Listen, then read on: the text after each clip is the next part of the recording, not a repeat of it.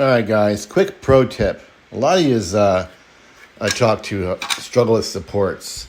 And a lot of times they're fused to the print and you can't get them off and you're worried about your settings and you're going crazy. I need you to understand that not all filaments are created equal.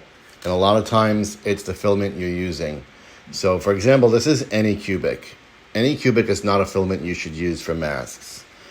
Anycubic's absolute garbage for masks or anything with supports. It's too hard. It's too hard. So these supports, for example, on Creality Hyper will just pop right off. Pop right off. But on Anycubic, there's no chance of getting these off the teeth. There is a chance of cutting myself repeatedly and bleeding all over the mask. This here, with Hyper, for example, whole thing pops off. Anycubic, no chance. I'm throwing this. This is going in the garbage because forget it, right? It's not always your settings and your slicing or your skills.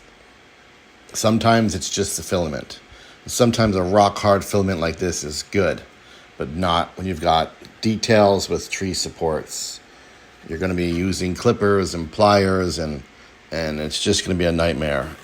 But if you switch to a softer filament like Creality Hyper or maybe even Sunlu, eSun, whatever it may be, try different filaments. Do some tests with your models to see which ones are best for the ones with lots of supports or which ones are best for the ones without lots of supports, where a hard filament like this might be okay. But don't just assume it's your settings. It might be your filament.